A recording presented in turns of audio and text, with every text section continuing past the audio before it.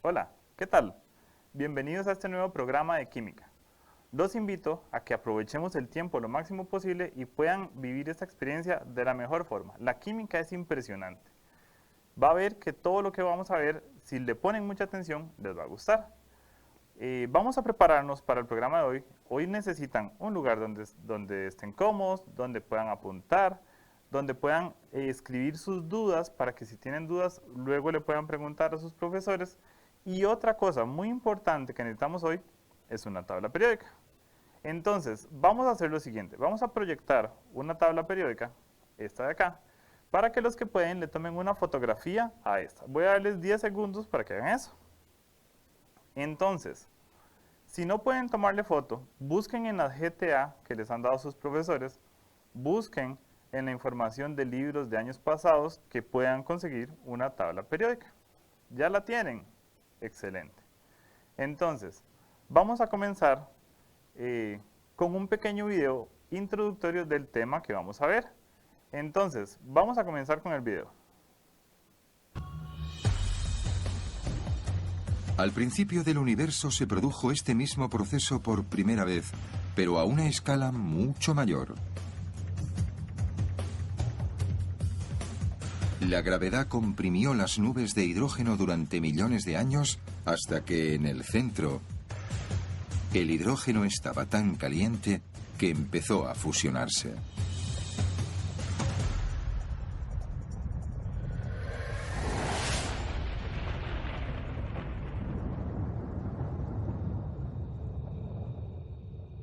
La primera estrella tomó vida y vertió su energía al universo. Era un producto de las leyes de la naturaleza y estaba formada con la materia prima que quedó del Big Bang. Era casi 100 veces más grande que nuestro Sol y desprendía una luz azul oscuro. Esa estrella no estuvo sola durante mucho tiempo.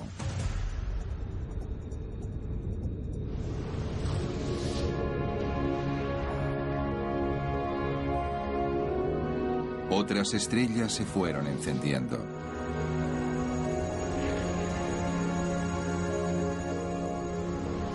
Lo mismo le ocurre al Sol, que es de donde sacamos la energía que necesitamos para vivir.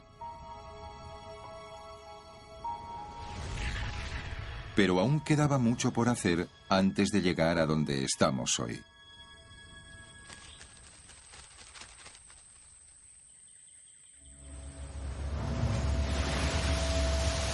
No se puede construir un mundo como el nuestro solo con gases simples como el hidrógeno y el helio. Se necesitan todo tipo de elementos. Elementos como el oxígeno, el carbono, el hierro y muchos más. Volvimos a tener suerte porque resulta que el mismo proceso que hizo que las estrellas brillaran también creó materiales como el oxígeno, el carbono o el hierro.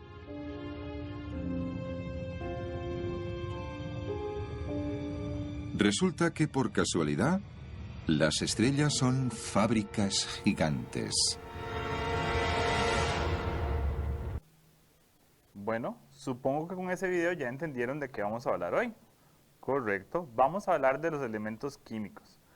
Cómo son, qué características tienen y cómo se encuentran en la tabla periódica. Entonces, vamos a comenzar con lo siguiente. Vean esos elementos químicos que están ahí. Porfa, quiero preguntarles a ver, ¿qué ven ustedes en común en esos elementos químicos? Lo único que veo en común es que en la parte de arriba tiene números enteros y en la parte de abajo números decimales. Correcto, está bien, tiene razón, pero me refiero a los símbolos, o sea, las letras. ¿Qué ven en común en esas letras? Profe, ¿será que todos tienen letras diferentes? Bueno, sí, tienen letras diferentes, Pero lo que quiero que vean es lo siguiente. Vean que las letras, todos tienen una letra mayúscula. En el caso de que es una sola letra es mayúscula. Pero cuando tienen dos letras, una es mayúscula y otra es minúscula. Esa es la forma de reconocer un elemento químico. Cuando yo veo dos letras y están en mayúscula, significa que hay dos elementos. Pero si hay una minúscula, es parte de otro elemento. Ahora, vamos a preguntarles lo siguiente. ¿Ustedes se recuerdan cuáles son los tipos de elementos químicos que hay? Serán los sólidos, líquidos y gaseosos. En realidad no, porque eso depende de la temperatura. Es otro. ¿Alguien se acuerda cuáles eran los tipos de elementos químicos? Yo me acuerdo de los representativos, de transición y tierras raras. Bueno, esos son otros tipos en realidad, porque esos dependen de la posición en la tabla periódica, pero una separación que se hizo para separarlos. Pero no son esos, son otros. ¿Alguien se recuerda? Profe, entonces serían los metales, no metales y metaloides. Excelente. Muy bien, esos sí son. Ahora, vamos a ver esos tres tipos de elementos. Ok, como lo acaban de decir, tenemos los metales, los no metales y los metaloides. Resulta que estos tres tipos de elementos tienen características diferentes, entonces vamos a verlas un poco. En esta imagen tengo diferentes metales y entonces vean las características en base a objetos que son de metal. Por ejemplo, una olla metálica está hecha de metal porque conduce el calor y la electricidad. Entonces, cuando yo la pongo al fuego, el fuego va a calentar todo el material y se va a distribuir uniformemente para yo poder cocinar comida. Esto son anillos de oro que tienen una característica muy importante de los metales que se llama maleabilidad, que eso significa que se pueden hacer en láminas muy delgadas, ¿sí? Y vean también otra característica que son de colores brillantes. Acá tenemos un alambre de cobre que tiene otra característica que se pueden hacer en hilos muy delgados y eso se llama ductilidad. Ahora también el cobre conduce la electricidad montones y eso ayuda a que pueda transmitir la electricidad por medio de los cables. Este otro de acá es aluminio y ustedes lo conocen porque en las casas se usa mucho papel aluminio y piensen en la característica que es la maleabilidad. Se puede hacer una lámina muy delgada de aluminio que yo puedo utilizar para cubrir la comida. Acá tengo láminas de zinc que normalmente se usan en los techos de las casas por la misma característica y además que también tienen puntos de fusión y ebullición altos. Eso significa que soportan altas temperaturas y no se van a hacer líquidos. Y otra característica es que los metales tienden a tener características ferromagnéticas. Eso significa que pueden atraer a los imanes. Ahora, dentro de los no metales tenemos otras características. El oxígeno, por ejemplo, es un no metal, está en estado gaseoso, es muy liviano y lo respiramos, o sea, es un gas, ¿sí? Otro no metal es el fósforo. El fósforo es sólido, pero tiene un punto de fusión tan bajo que, aunque es sólido, es polvo. Yo no puedo hacer nada de fósforo porque no se amarra, tendría que poner algo más. Otro no metal sería el helio. Ustedes lo han visto en los globos, que es tan liviano que puede flotar, digámoslo así, por lo liviano que es. Otro no metal es el azufre. También es sólido, pero vean lo que también es polvo. Son características totalmente opuestas a los metales. Los metales son duros, son rígidos, los no metales todo lo opuesto. El único no metal que es líquido es el bromo, ¿sí? Entonces, aunque es líquido, también su punto de fusión y ebullición es bastante bajo. Y el cloro es otro no metal que en realidad les cuento, un dato curioso, el cloro no es líquido. Aunque ustedes piensen que el cloro es líquido, nos lo venden disuelto en agua para que yo lo pueda utilizar en la casa. En realidad el cloro es gaseoso, pero no me pueden vender el cloro en gas porque si yo intento desinfectar mi casa con cloro en gas me voy a intoxicar. Entonces lo disuelven en agua para que yo lo pueda usar. Ahora, los metaloides son elementos que están en medio de los metales y los no metales y tienen características como intermedias entre los dos. Por ejemplo, tenemos el boro, que es sólido en su estado natural, pero su punto de fusión es relativamente bajo, mucho más bajo que un metal. El silicio es uno de los metaloides más importantes y uno de los que tiene un uso industrial más alto. ¿Por qué? Porque el silicio tiene una característica muy importante de los metaloides que se llama semiconductor. ¿Qué significa eso? Que no conduce totalmente la electricidad, pero tampoco impide su paso totalmente. Entonces, se usa para hacer placas de silicio, para hacer circuitos eléctricos. Y resulta que eso es la base de la electrónica. Los transistores son en base de silicio y resulta que son los que permiten que exista todo lo que tenga que ver con computación. Sus laptops, sus teléfonos, sus televisores, cámaras, etcétera, etcétera, están en base de ese. Hay otro metaloide que es el germanio, que es parecido al silicio, pero es más difícil de conseguir, entonces no se usa tantísimo. Y otro metaloide es el arsénico, que en realidad es un metaloide que es tóxico. Si ustedes ingieren arsénico en una cantidad relativamente baja, se pueden morir. Entonces nunca lo hagan. Ok. Ahora, dentro de la tabla periódica están los tres tipos de elementos que acabamos de hablar. Entonces vamos a ver cómo se ubican esos elementos ahí. Lo primero que tenemos que hacer es ubicar el elemento boro. Entonces, porfa, ubiquen el boro en la tabla periódica. ¿Lo logran ver? ¿Ya saben cuál es? Ahí está. Ese es el boro. El boro es muy importante para saber la separación entre metales, no metales y metaloides. ¿Qué tengo que hacer?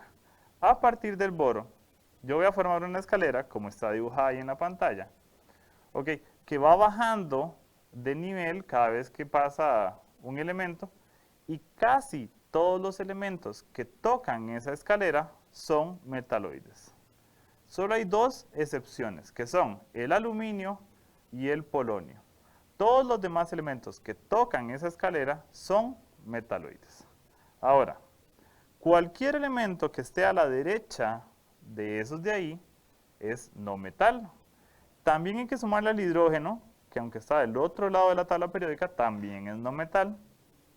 Y la otra, todos los que están a la izquierda de los metaloides, incluido el aluminio y el polonio, que tocan la escalera, son metales. ¿Sí? Entonces, esos son los tres tipos de elementos que nosotros vamos a tener. Ahora, dentro de la tabla periódica, nosotros vamos a encontrar algo que son los oligoelementos. No están ubicados en lugares específicos de la tabla, pero sí por esta característica. Vamos a decir que los oligoelementos son algunos elementos químicos de la tabla periódica que el cuerpo necesita, pero en pequeñas cantidades. Si hay falta o exceso de esos elementos, podría haber alguna enfermedad. O sea, si tengo muy poco o tengo mucho de ese oligoelemento, me puede dar alguna enfermedad muy específica. Entonces, en base a los oligoelementos, la profesora Carolina nos tiene una pregunta, que es la siguiente.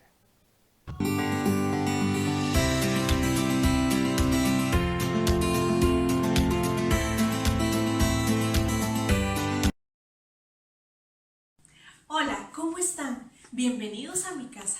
Me invitó el profe Luis Diego para que estudiemos un poquito los oligoelementos, esos elementos que consumimos en la dieta. ¿Qué elementos químicos desayunaron hoy? ¿Se habían preguntado eso? Los elementos químicos no solo los encontramos en la tabla periódica y los estudiamos en el colegio, son parte de nuestra vida. Tengo aquí en mi mesa algunos alimentos de uso cotidiano. Acompáñenme a descubrir qué elementos químicos consumimos y que tal vez no nos habíamos dado cuenta. Veamos y empecemos por las frutas. En una piña, por ejemplo, encontramos una fuente de manganeso. En las fresas encontramos el cromo. En las uvas encontramos también el cromo. En las naranjas, el cobre. En las manzanas también encontramos cobre. ¿Qué pasa con los lácteos? En la leche, el queso, la mantequilla encontramos potasio, fósforo, calcio y manganeso. En las carnes como el pollo encontramos el fósforo. En los huevos que son de consumo diario encontramos molibdeno, fósforo, cobre y calcio. ¿Y qué pasa con las hortalizas? Ahí entran las verduras y las legumbres. Encontramos potasio, manganeso, litio, flúor, cobalto, níquel. En las papas encontramos también el azufre. Y si pensamos en hacer una ensalada, en los tomates encontramos el litio. Y en los limones encontramos cobre. ¿Qué pasa si pensamos en un refresco? En los refrescos, por ejemplo, en la avena encontramos el cobre, en las moras encontramos el litio, en los plátanos, que se me quedó atrás, encontramos el manganeso. Yo hice una ensalada de papa y la ensalada de papa tiene, además de las legumbres, algunos otros elementos, como cebolla, por ejemplo, que también lo usamos para cocinar el arroz. La cebolla y el ajo encontramos selenio, cobalto, flúor y azufre. También tenía por aquí una remolacha. La remolacha tiene cobre. En la ensalada de papa le agregué, además de todo lo que encontramos, atún, y el atún tiene molibdeno. ¿Vieron qué interesante? Bueno, yo me despido, soy la profesora Carolina y les dejo para que sigan con la clase de química del profe Luis Diego. Hasta pronto.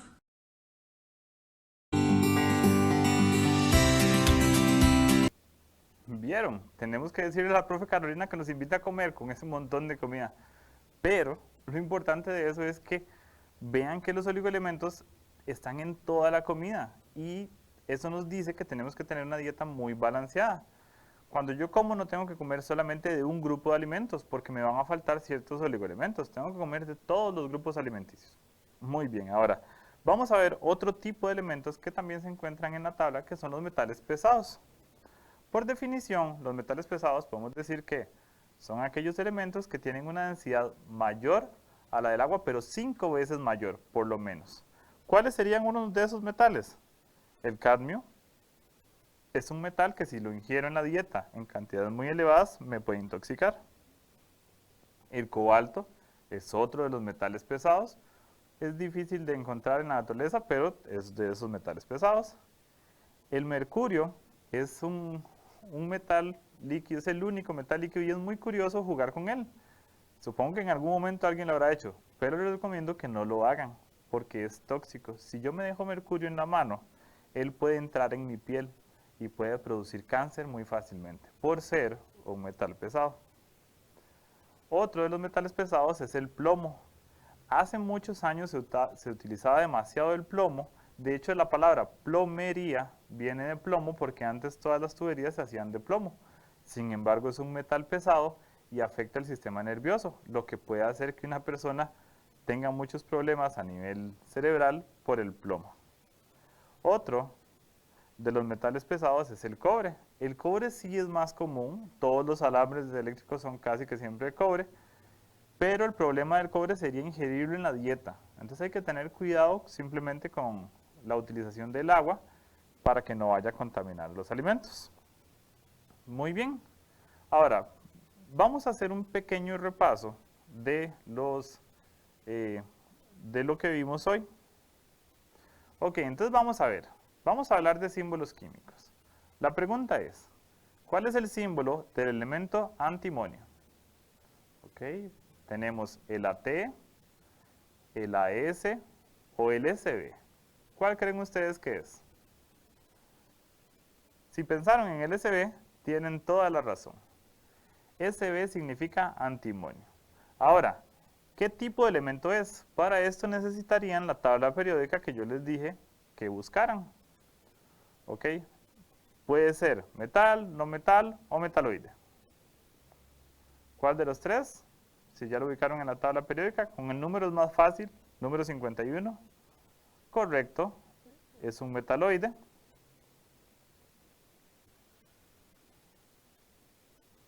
¿Ok? Muy bien. Ahora vamos a ver otro ejemplo. ¿Ok? ¿Cuál es el símbolo del elemento cobre? Tenemos opciones Cu, Co o Cr. Ok, si pensaron en el Cu, tienen toda la razón. Algunos elementos tienen su símbolo origen del latín. Por ejemplo, el cobre en latín es cuprem. Eso es porque antes todos los científicos tenían que hablar en latín. Era el idioma de la ciencia. Entonces se usaba todo en latín. Vamos a preguntar ahora qué tipo de elemento es. ¿Ok? Puede ser metal, no metal o metaloide. Tendríamos que buscar en la tabla periódica. Busquen un toquecito con el número 29. Si ya lo encontraron, se dieron cuenta de que es un elemento metálico. Muy bien, excelente. Vamos muy bien. Vamos ahora a ver otro elemento. ¿Cuál es el elemento manganeso? Tenemos tres opciones: Mg, Mn o Mo. Ok, si estaban pensando en Mn, tienen toda la razón. Ahora, vamos a preguntar para el Mn, ¿qué tipo de elemento es este? ¿Metal, no metal o metaloide? Ok, ya lo buscaron en la tabla periódica. Vean que tiene el número 25, es más fácil ubicarlo con su número. Ok, creo que algunos ya lo pudieron haber encontrado. Es un elemento metálico. Muy bien, excelente. Ahora, vamos con el siguiente. Ahora les voy a preguntar por el elemento azufre. Ok, ¿cuál creen que es el símbolo? Tenemos tres opciones: S, AS o AR. Búsquenlo. Ok, si pensaron en el S, tienen toda la razón. Muy bien, el azufre también viene del latín sulfurum, y un dato curioso es que cuando le pongamos nombre a los compuestos químicos, vamos a utilizar la raíz en latín del azufre, que en realidad es sulfurum, por eso es que su símbolo es una S. Ahora, ¿qué tipo de elemento es este? Vamos a ver las opciones: metal, no metal o metaloide, acuérdense. Busquémoslo en la tabla periódica. Busquen un momento. Ok, si ya lo ubicaron con su número 16, van a darse cuenta de que es un no metal. Excelente. Tienen que aprender a buscar en la tabla con los números, hay una secuencia, es más fácil. Vamos a preguntar ahora por este otro elemento. ¿Cuál es el símbolo del elemento estroncio? Tenemos tres opciones: ES, EU o SR. Ok, ¿en cuál están pensando? Si pensaron en SR, tienen toda la razón. El símbolo es el SR para el estroncio. Ahora, ¿qué tipo de elemento es? ¿Metal, no metal o metaloide? Tiene el número 38, entonces busquen en la tabla periódica. Tienen que aprender la secuencia que va por periodos y familias. Ok, si ya lo lograron ubicar, se dieron cuenta de que es un metal. ¿Sí? Ahora recuérdense las características de los metales. Por eso, no sé si vieron, tenían los colores dependiendo del tipo de elemento que es.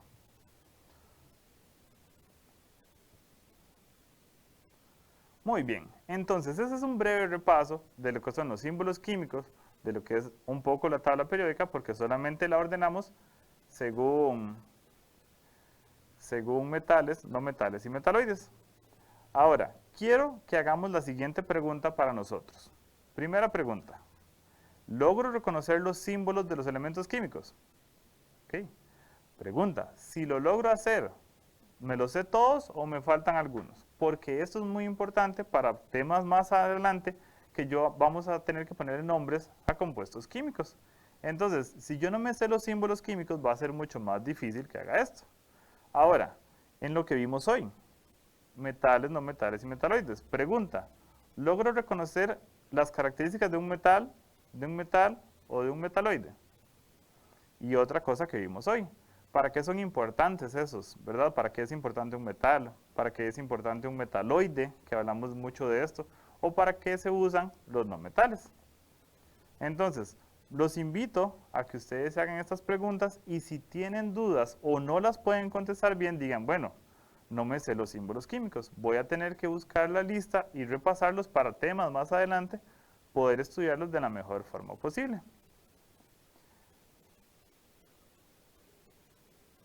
También podríamos ver lo siguiente, la tabla periódica tiene muchas organizaciones y vamos a ver muchas de estas más adelante.